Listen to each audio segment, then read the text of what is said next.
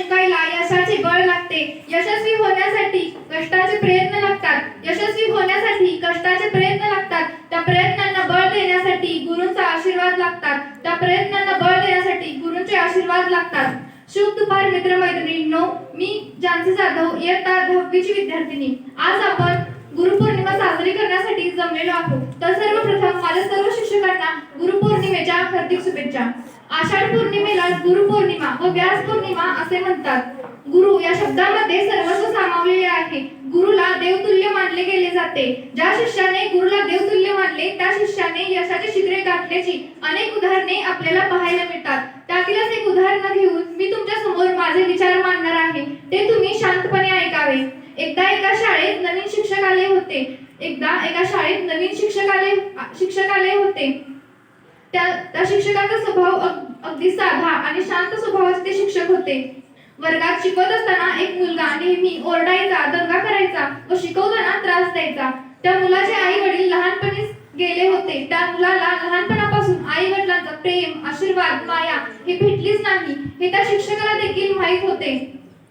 तो शिक्षक शिकवत असताना रोज तो मुलगा सारखाच दंगा करायचा, ओरडायचा, शिकवताना शिक्षकांना त्रास द्यायचा. एक दिवशी त्या शिक्षकाने त्या मुलाला बोलवून घेतले व म्हणाले, मला माहित आहे की तू लहान असतानाच तुझे आई वडील गेले. तुला लहानपणापासून आई वडिलांची माया, प्रेम, आशीर्वाद हे मिळालेच नाही. मी समजू शकतो. त्या शिक्षकाने त्या मुलाला समजावले.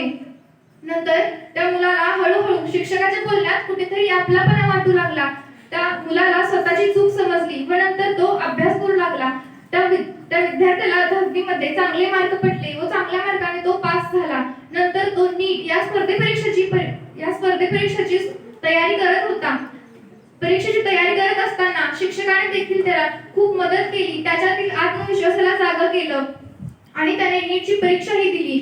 नंतर असे कळाले की त्या मुलाला कसला तरी आजार असल्याने तो जास्त वेळ जगू शकत नाही. एक दिवशी ते शिक्षक शाळेत विज्ञान प्रशिक्षणासाठी लागणारे साहित्य घेऊन येत होते आणि ते साहित्य घेऊन येत असताना त्यांच्या गाडीचा अपघात झाला व त्यांच्या सोबत असलेले जे केमिकल्स होते ते सर्व केमिकल्स त्यांच्या डोळ्यात गेले आणि त्या कारणाने त्यांची दृष्टी गेली. शिक्षकांना डोळ्यांची गरज होती हे त्या विद्यार्थ्याला कळताच तो विद्यार्थी लगेच हॉस्पिटलमध्ये गेला व एका कागदावर काहीतरी लिहिले आणि तो कागद डॉक्टरांच्या जवळ देत म्हणाला, जेव्हा माझे शिक्षक बरे होतील तेव्हा हा कागद माझ्या शिक्षकांना द्या. आणि त्यानंतर त्याने त्याचे डोळे शिक्षकांना दान केले. काही दिवसांनी शिक्षक बरे झाल्यानंतर शिक्षकाने डॉक्टरांना विचारलं, मला जे हे डोळे दिले आहेत हे कोणाचे आहेत?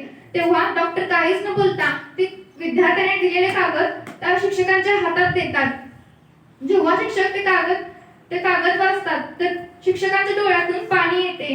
कारण त्या कागदात असे लिहिले होते, सर मी तुम्हाला खूप त्रास दिला तरीही तुम्ही मला तो त्रास सहन करून मला माझी मदत केली, माझ्यातील आत्मविश्वासाला जागा केलं, मला जगायचं कसं हे शिकवलं. तुमचे माझ्यावर उपकार आहेत.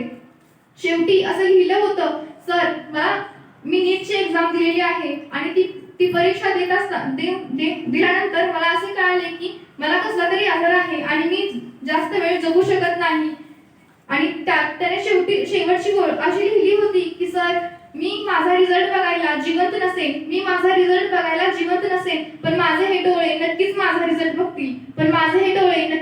रिझल्ट बघतील. मित्रांनो, ह्यातून आपल्याला हे समजते की एका शिक्षकाचं आणि एका विद्यार्थ्याचं नातं कसं असतं. ते म्हणतात ना की प्रत्येक विद्यार्थ्याच्या जीवनात त्याचे पहिले शिक्षक हे आई वडील असतात, पण त्यांच्या आई वडिलांच्या नंतर त्याचे दुसरे शिक्षक त्याचे दुसरे गुरु हे नेहमी शिक्षकच असतात. जाता जाता मी फक्त एवढेच बोलेन, बंद हो जाए सब दरवाजे, नया रास्ता दिखाते हैं गुरु. बंद हो जाए सब दरवाजे, नया रास्ता दिखाते हैं गुरु. सिर्फ किताबी ज्ञान ही नहीं, जीवन जीने का तरीका सिखाते हैं गुरु. धन्यवाद.